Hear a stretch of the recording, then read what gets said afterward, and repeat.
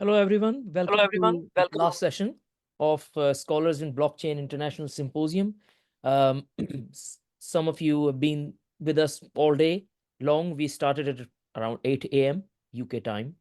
Um, this is one of the world's first such event, bringing together blockchain professors from around the globe.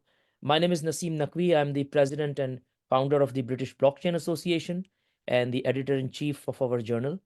I'm very pleased to welcome all of you to this session.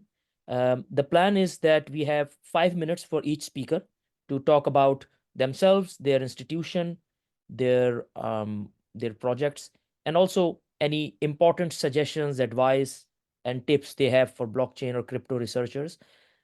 These sessions are recorded. They will be available to attendees and delegates on demand after the session. We had quite a few registrations from policymakers, also regulators. So they will be watching you afterwards. So I think this session is mostly speakers based in America. We started this morning from all the way from New Zealand, Australia, and then we times moved across time zones. So we have uh, some very esteemed speakers. First is Professor Nir Kshetri. I hope I've pronounced his name correctly. Yeah, that is correct. Yeah, thank you. Yes. So yes, please go ahead and share with us your insights and thoughts. Thank you. Sure. Yeah. Hello, everyone. Good afternoon. I think most of you are in the US and Europe. Yeah, I have been working on this blockchain related research since 2015 when I had an opportunity to work with an insurance company as a consultant. Then, yeah, I have published 3 books and maybe, I don't know, like something 50, 60 articles. But I mainly worked on different areas like how blockchain can facilitate financial inclusion and what is the impact in low income economies or developing economies, like land registry type of stuff. And also I wrote a few articles about privacy and security and Internet of Things, how combining with other emerging technologies like Internet of Things and artificial intelligence can facilitate blockchain. I teach 2 classes related to blockchain, but not regularly. One regular class I'm teaching in Aarhus University in Denmark every summer. It is a 3-week intensive class, 4 hours a day, which is about blockchain and supply chain management. And at the University of North Carolina at Greensboro, where I work, the class is about blockchain and international business for the Master of Science in International Business program.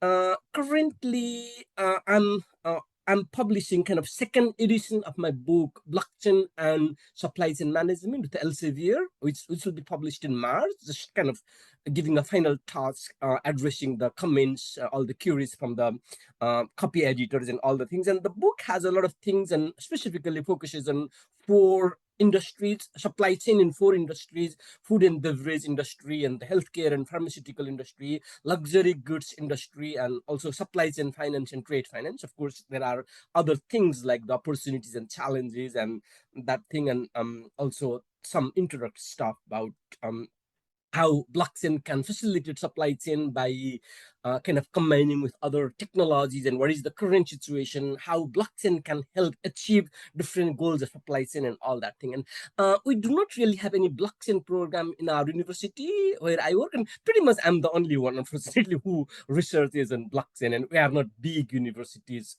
when it comes to blockchain research like other things. I think this is all I say.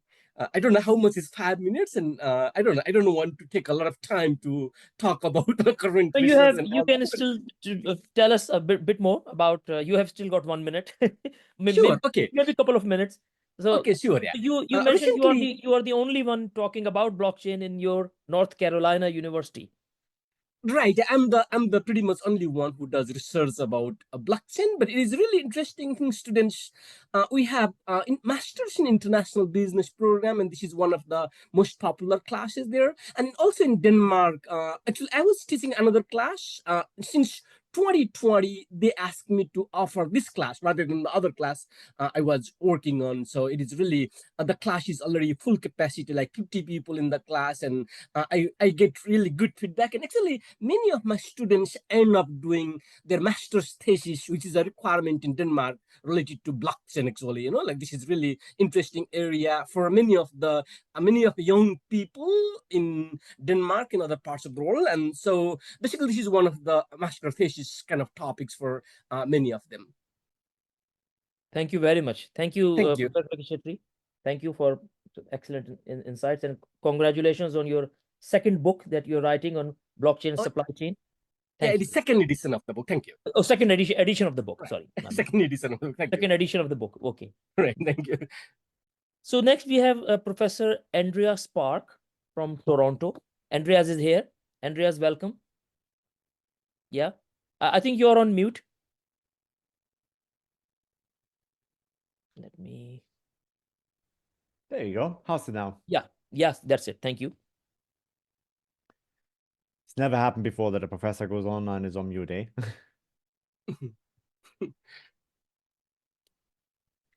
Yes, please proceed. Okay. Yes, thank you. I should proceed. Yes, What would you like from me? Hmm. I'm sorry. I thought my slot is at 12:30, or am I to talk now? No, you're okay to talk now. Yeah, absolutely. Oh, okay.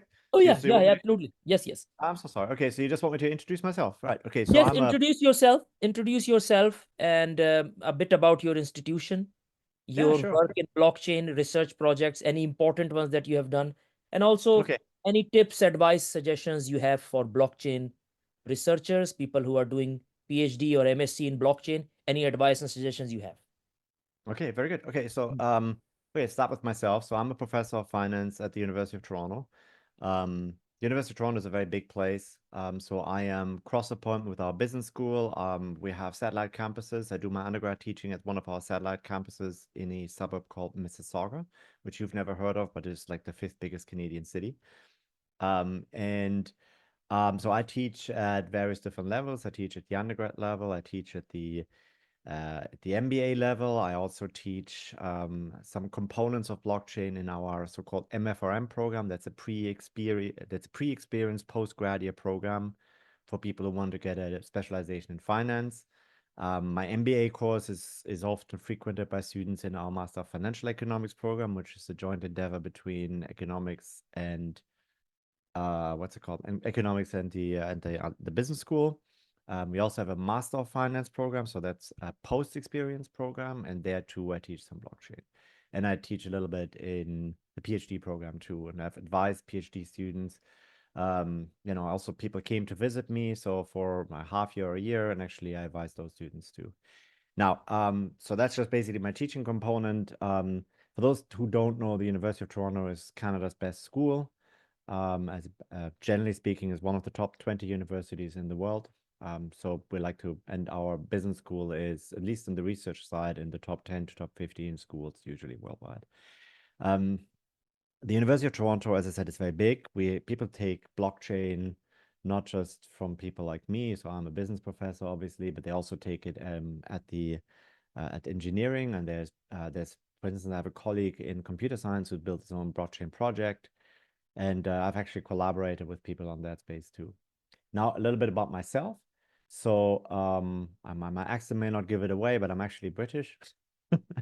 I got my PhD in Cambridge in the UK in economics. I've been in Canada now for 21 years, so I'm part of the institution here.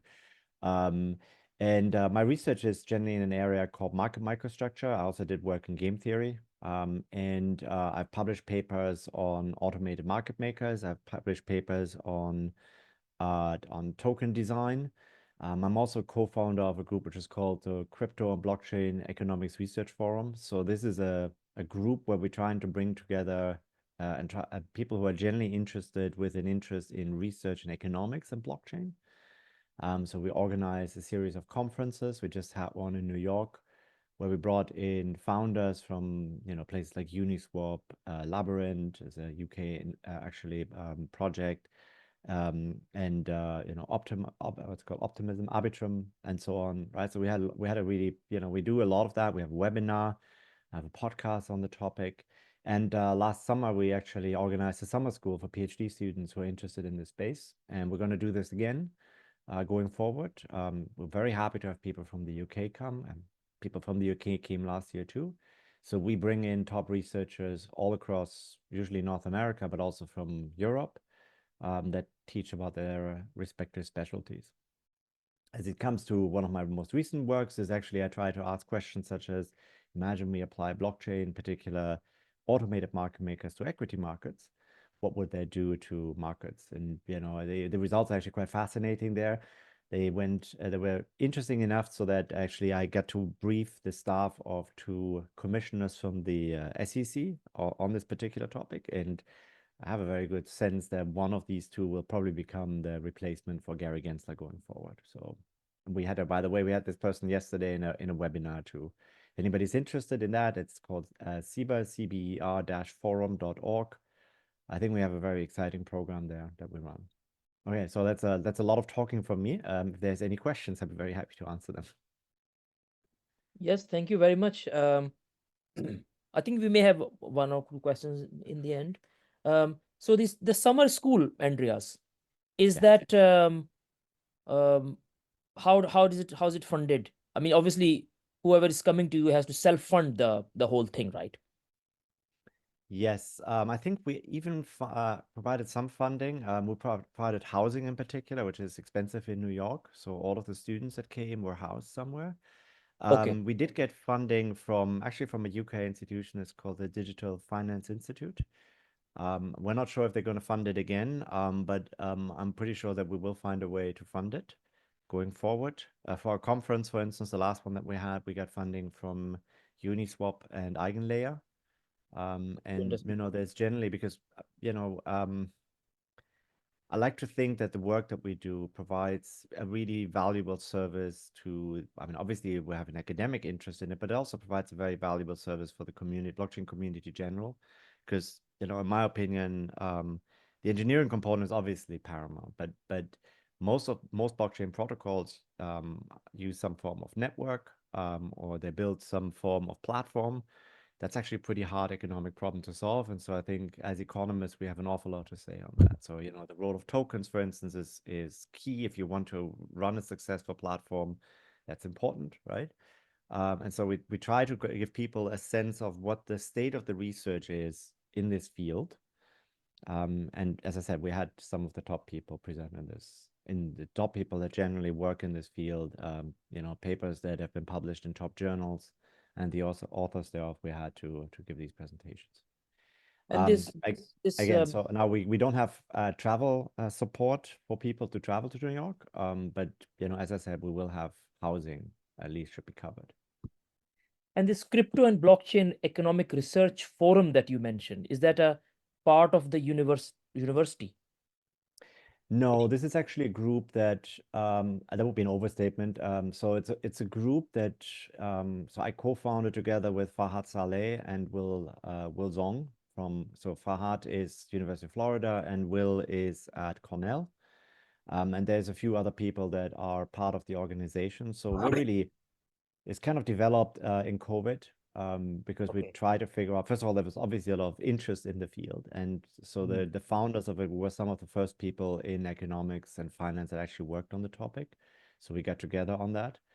And then we just try to make sure that we had a community even in lockdowns. And then obviously it just expanded thereafter, right? Now, this is a group that is funded by various research centers. So I should actually say this, right? So I'm also running a research center at the university. It's called the FinHubs, Financial Innovation Lab. And we provide funding for our webinars and whatever support is necessary for that. Thank you very much. Thank you. Thanks. So next we have Professor Lacity, and then we will have Esteban, in that order. Thank you very much. Mary, welcome. How are you doing?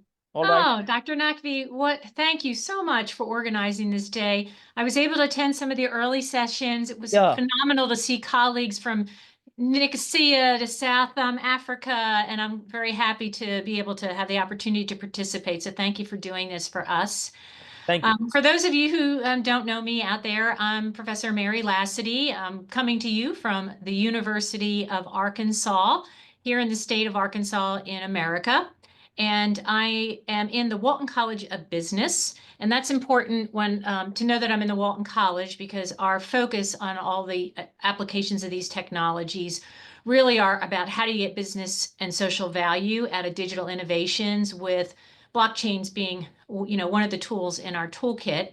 And the other shout out I'll do to the Walton College is we have been ranked consistently #1 in supply chain management by the Gartner Group for our graduate and undergraduate programs. So you'll see that as I describe a lot of my research over the last 7 years, it's really the application of blockchains to global supply chains. So how I really got interested in this space, it began seriously in 2017. I was a visiting scholar at MIT, and I was leading a project on how are global organizations preparing for a blockchain future. And at that time, most of our case studies were in large global financial institutions, because financial services, I think, was the first industry sector that really saw Bitcoin and Ethereum as either an opportunity or a threat to them. And then in 2018, I came down here as the director of the Blockchain Center of Excellence within the Walton College of Business. We worked with very large companies, including companies like Walmart, Federal Express, McKesson, IBM, Ernst & Young, and Accenture. And most of our research and our curriculum focused on enterprise adoption of blockchain technologies. And for those first couple of years, everything was on a private network, because enterprises, there's no way public blockchains were ready. They need confidentiality. They need, better throughput, all of that. So we spent 5 years in that space. I'm going to use the opportunity to say, yeah, I published a few books too on most of these. They're pretty thick. Our case studies on enterprise adoption of blockchain applications for supply chain, global supply chains. And then Dr. Naseem, you know this from me presenting earlier at the BBA. In 2022, we started to see one after another of these private solutions shutter because they don't scale, because they lead to vendor lock-in, because clients don't want to have to join multiple private networks. So we saw, like, my book has shrunk to this. If I threw out every case study that no longer exists, the book would be this thick. So how do you move forward? I view this when you have very emerging technologies. You can go back to the dot-com bubble. We have a lot of experimentation in the early days, and then you find new models and new ways to implement things to finally get that business and social value. And my co-researchers and I really believe that we're going to have global supply chains on public decentralized blockchain networks. We are about to publish, I think it's a very important paper in MIS Quarterly Executive with my co-authors, Dr. Dan Conway and Dr. Dan O'Leary, arguing that global supply chains, in order for this to work, to scale, to be interoperable, have to be on public networks, and that many of the concerns that enterprises had back in 2018 are being solved with solutions like zero-knowledge proofs and multi-party computation to allow for confidential transactions on public networks. We've got layer 2 solutions now that really help with cost and scalability. We are making great progress on verifiable credentials, particularly for identifying enterprises. So we really think that the future is going to be, in this longer, bigger vision. What was I going to say? Oh, so one of the things we did was like, okay, how does an enterprise prepare for this future? So we've identified 9 enterprise capabilities that they need to start building today. And that's the focus of that forthcoming paper.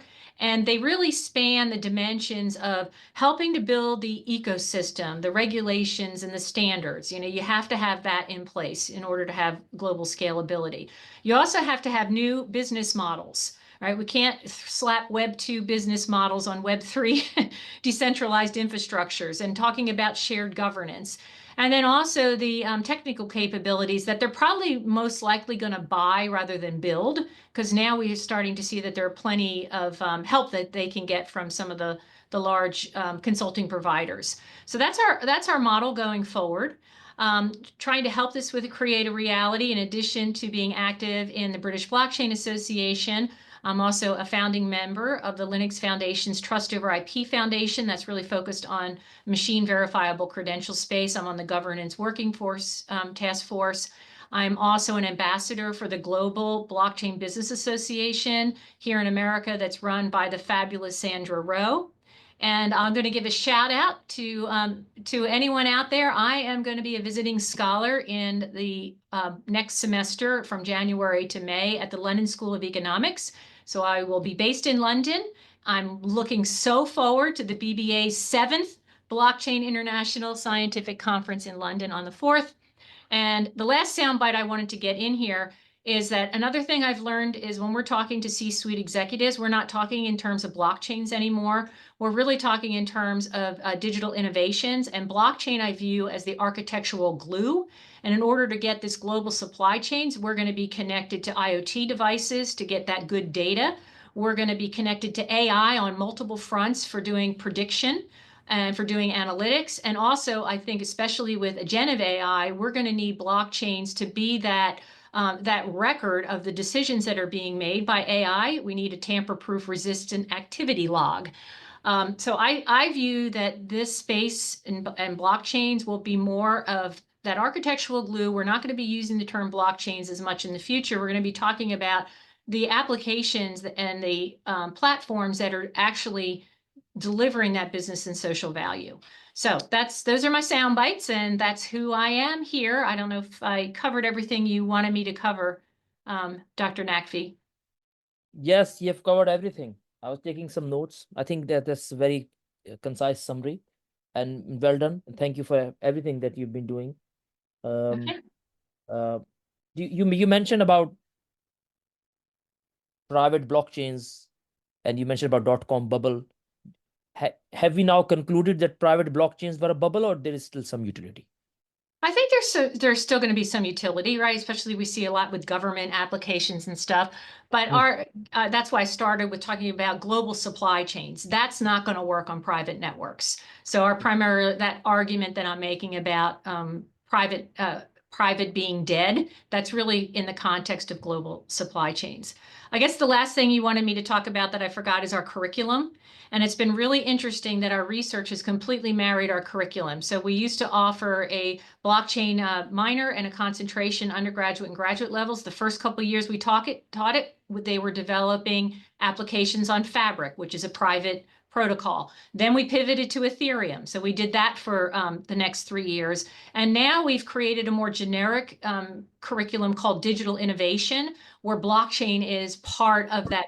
You know, we've got AI, we've got metaverse, we're even talking about quantum in here. So we're trying to develop end-to-end business solutions that are enabled on all of these emerging technologies. Thank you very much. Thanks. Okay, Matt. thank you. Thank you. Next, last speaker we have Professor Esteban Mocskos. I hope I've pronounced your name correctly. From Argentina. Welcome. Thank you. Thank you for inviting me.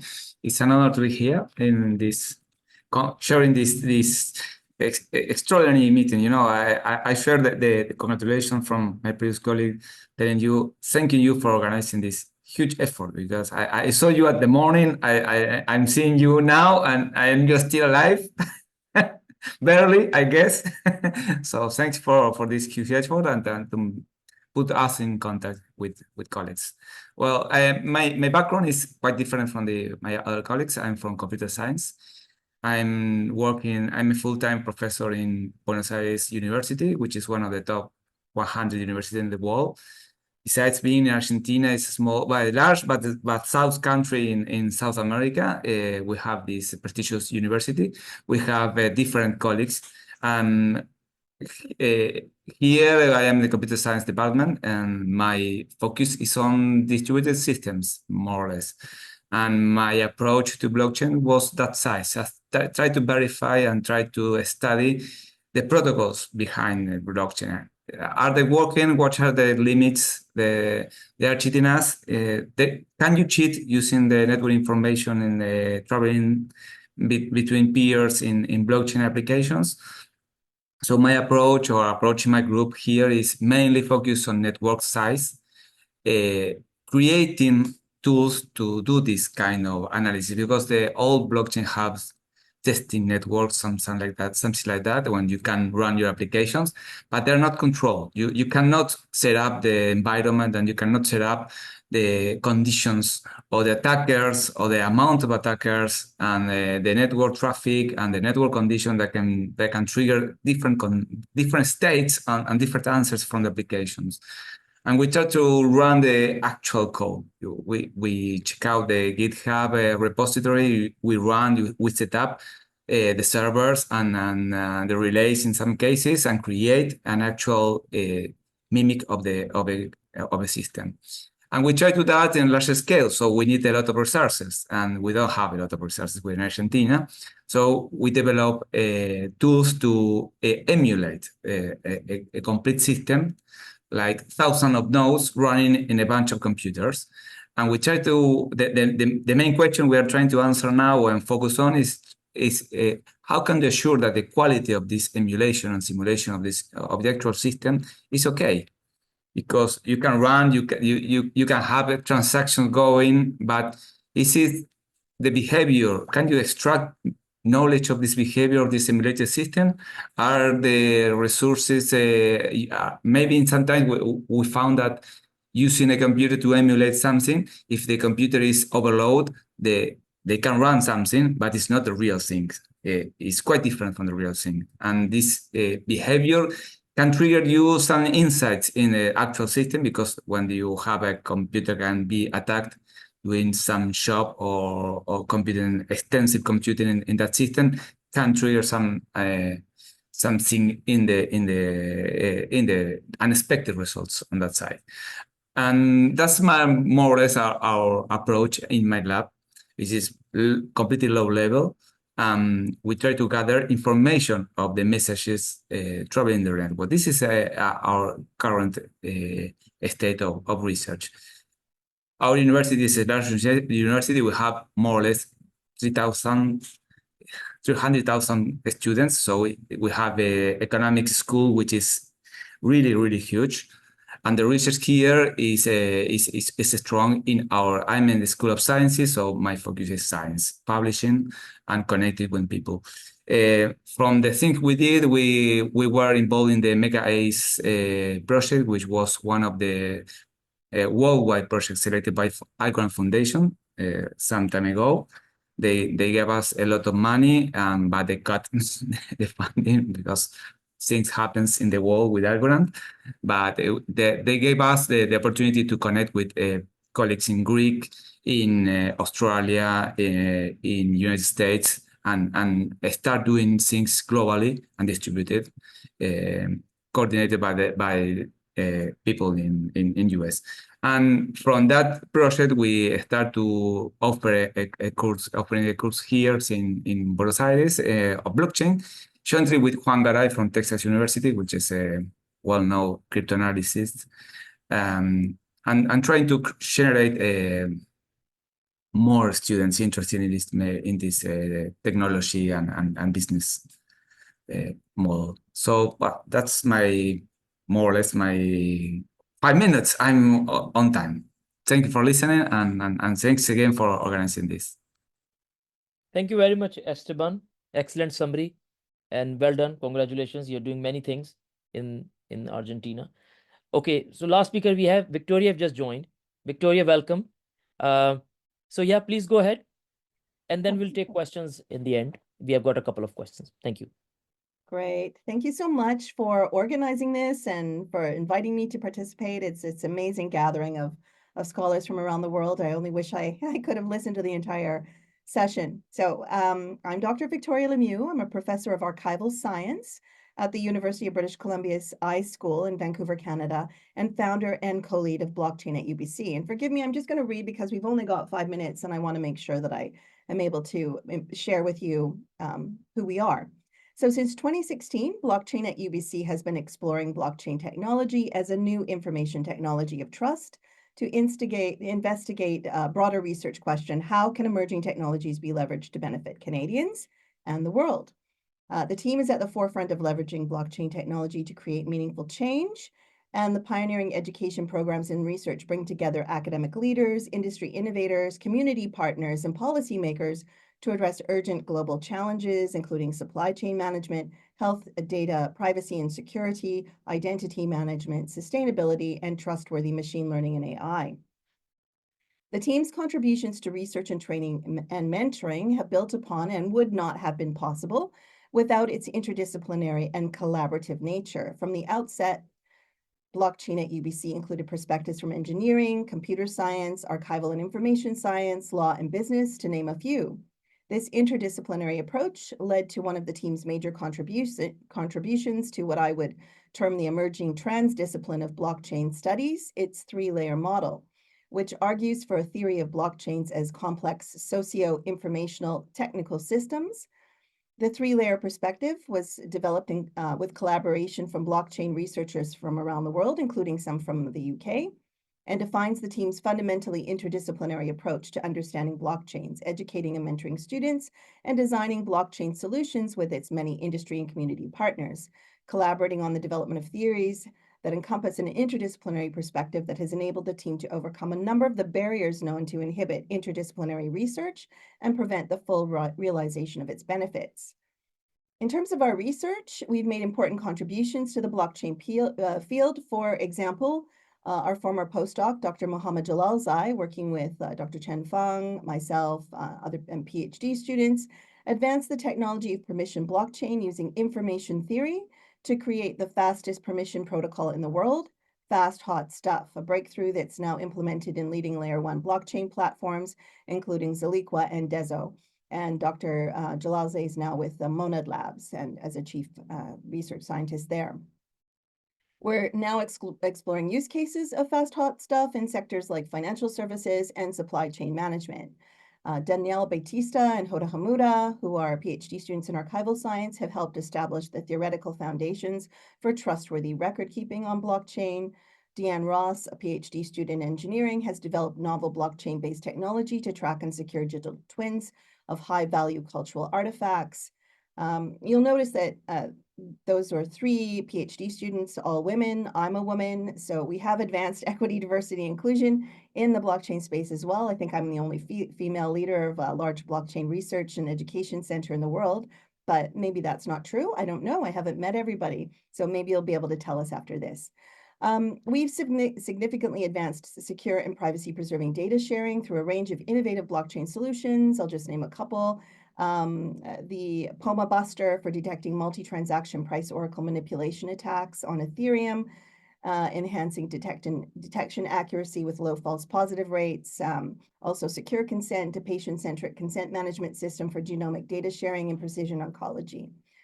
There's just many, many more I could mention. Our most noteworthy educational offering is our NSERC Create funded, a blockchain graduate pathway, a graduate level enrichment offering for training and mentoring of UBC graduate students from all disciplines. The students admitted to the pathway currently take 4 blockchain graduate courses. These aren't our only blockchain courses, but these are the particular courses that we advise students to take in the pathway. They take Foundations of Blockchain Technology, a Blockchain Graduate Pro Seminar, which is a multidisciplinary seminar, where they learn how to do research and how to do, in particular, multidisciplinary and interdisciplinary research, issues and perspectives on blockchain technology, and one of a blockchain software engineering course, blockchain for information professionals, or an approved elective. And then they also undertake a 4-month internship with one of the team's industry or community partners. The team's second most well-known and longest-running offering is its Blockchain Summer Institute, which was established in 2017. This is an open knowledge-sharing platform which offers undergraduate and graduate UBC and non-UBC students, professionals, and researchers the opportunity to come together over a 2-week period in the summer to explore the latest issues, perspectives, and developments relating to blockchain technology, and culminates in a blockchain blockathon, which is a hackathon for social good on a novel focal theme each year. So we've had health, we've had electric vehicles, we've had self-sovereign identity. This year we focused on trustworthy AI. Each year it's a new theme that's kind of relevant to the moment. And we have different experts, for example, on decentralized storage, and experts on protocols representing different protocols. Each year come in and deliver workshops and lectures.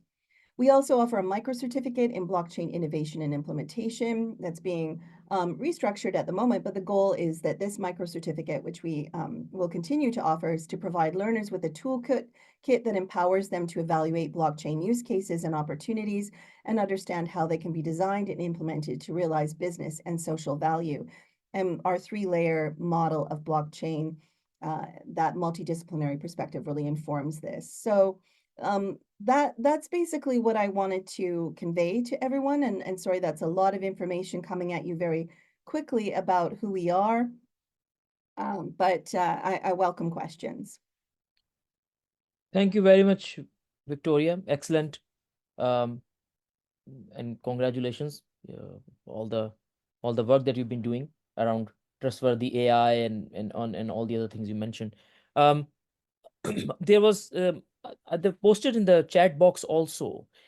We had some really interesting discussion around this earlier on the and I would be interested in your thoughts, anyone or maybe all of you, say one final comments before we conclude today's symposium, is around this training and mentoring and career guidance for blockchain researchers, and when the research is conducted, obviously it's lots of resources go into this, and expensive, but sometimes it is buried in the literature. How do we make sure that it's actually making a difference and it is useful, creating impact? And it's very multidisciplinary specialty, as Mary mentioned. So what kind of career guidance is available to these students, PhDs, postdocs, when they go into market, when they go into industry? Are they able to effectively communicate their research findings and their experience to actually benefit the society? Any thoughts on this? Or maybe everybody can chip in. Or yes, Andreas? So I'm going to say something a little lofty, but I think it's important that among all the details that we provide of how blockchains work, how the technology works, and so on, I think it's really important to convey the philosophical difference of what a blockchain is, why we are interested in it, and what the merits of decentralizations are. Because I think, we get very, very quickly very stuck in a particular mindset of like there's a firm and there's a one two-way market, right? Whereas a blockchain fundamentally is something very it's a beast that we've not seen before. It gives a lot of power to people. A lot of institutions can change and are affected by it. Entities that provide blockchain applications are not firms. They may not directly benefit off of it. And there's also the general idea of giving people a lot more freedom in their choices. Now, I can speak from the perspective of an economist. Over the last 15 years, students got very obsessed with policy implications of their work. And it was always a question of how could a regulator, or what we really think of a benevolent dictator, could use a particular tool and insight to shape what rules they should put onto a game. And the blockchain is sort of completely flips it on its head, and it basically says, look, we let this loose. There is a market. If you want to make it work in your way, you actually have to think of the mechanisms that you design, the economic mechanisms design to make this successful. Now, this sounds very squishy, but it's actually at the core of what actually economists usually think about, except that a rule set that we put on top of it that is somehow dictated by somebody is no longer applicable. So you really need to think very, very hard how you can make something happen in a world where there's no benevolent dictator who can solve problems for you.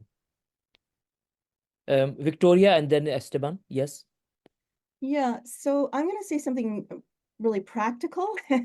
And what we do is we work very closely with our industry partners. So the students do internships with our industry partners. So we're trying to support a local entrepreneurial innovation ecosystem here. Right. And so they come in, they help teach. There's a lot of exchange. We just finished about a few weeks ago anyway, our industry night. We had about 190 people registered. The industry partners gave pitches about their projects. Students gave pitches about their projects. There was a lot of interaction between students and industry partners. So we have industry partners are part of our community. We have a community here. We call it an ecosystem. It's not based on a single protocol, but it is an innovation ecosystem. And that's, I think, very helpful because students have gone on to have jobs with these industry partners in many, many cases. And so that, you know, you're feeding students right into the market. The other thing I advise students is that you can't expect to use your usual job search strategies in the blockchain space. The blockchain space is a different beast. So you basically have to kind of get involved in a protocol, in an ecosystem. And you might even have to, like, you know, volunteer to do some work on a project. You need to build up a trust relationship within the ecosystem. People have to know who you are, and you have to be networked in, and then work and jobs and projects will come to you. And also, we're encouraging our students to be very entrepreneurial, like start your own project with, you know, building on a particular protocol. And so a number of our students have done that. At the same time as, you know, going on to pursue higher education, like our master's students. We're mostly a master's based program here. And so we have a student who's doing her PhD at Cornell, who with another one of our students founded their own company, Teleport DAO. They raised 2 million last year. And so, you know, this is what we're encouraging our students to do. Don't wait around for the jobs, make your own jobs. Excellent. Excellent. Thank you. Esteban, you wanted to Yes, I want to add some things. I really like your both answers, Andrea and Victoria. In my view, here we also have a very active community, developer in industry, people doing things in blockchain, a lot of companies. And what they really need is technical, solid technical background in the students. They want to chat. Not the specific tool they use, but the idea of having how to solve things, how to develop things, how to think, especially reasoning is something they really like to have, and they look for it and pay for it. So our students want to need to get this insight and to get in different topics. It's not only technical programming, Python, something like that, but the companies need this. If they are innovating, they have to solve things. They have to deal with new technical challenges, and the foundations and are in that side that the need comes from there. And the other thing is one thing you mentioned, Andreas, was dictatorship and the political issues and something like that. Well, what is different in blockchain technology, a philosophical side of view, takes in one step behind. You have code, and you have a lot of code there, and the code can be filled from bugs. Mainly, sometimes they're not on purpose, can be put there on purpose. So the technical challenges, verification tools, formal methods to be sure that the conceptual economic design you have in your mind are put there in the code. It's not an so easy thing to make be. You know, for sure that you have there the tool working as you can imagine. So that's my 2 cents about that. Thanks again. Thank you. Mary, any thoughts? Victoria mentioned jobs will come to you, make your own job, go out there, build trust, do electives. Any data, because you are not doing just blockchain, but also metaverse and AI and many other things. When the students graduate, what are the prospects of them getting good jobs, starting their own business? Okay, yeah. So I think I can tie some of everything, what everybody said. I was nodding my head to everything. Victoria is absolutely 100% correct. As our students were graduating with these blockchain concentrations, traditional companies they weren't hiring that. So when we started pivoting to things like Ethereum, it was like get involved in a Discord channel around an ecosystem community. One of the professors here created a community DAO for Northwest Arkansas. And we saw a couple students that actually launched their own businesses. So I agree with her that if you want to focus deeply in this space, you're going to create your own career path. However, we're also seeing in more traditional career paths that companies, large global companies, they want people that have good technical skills, but they want people to answer the why. And the why is, Andreas talked about the philosophical one, but from a business perspective, the companies want to know, what business value am I going to get? They still have to put together business cases. Why? How do I join an ecosystem? What's in it for me? So I think students have to learn that the business models are going to be very different in this space. You sort of pivot from the Web 2 models of surveillance capitalism, subscription-based models, and pure transaction fees to more tokenomics. What does that mean? How does that benefit an enterprise? So we're trying to prepare our students to be able to talk to a C-suite, to a venture capitalist. What is the why of what you're building? And that why is more important than the technical details. You need the technical details, but not when you're trying to drive adoption. Thank you very much. Andreas, any comments? You were raising hand. No, okay. No, I was just waving in support. Oh, you're waving. Oh, any last comment, Nir, from you? Sorry, you are muted. You're muted.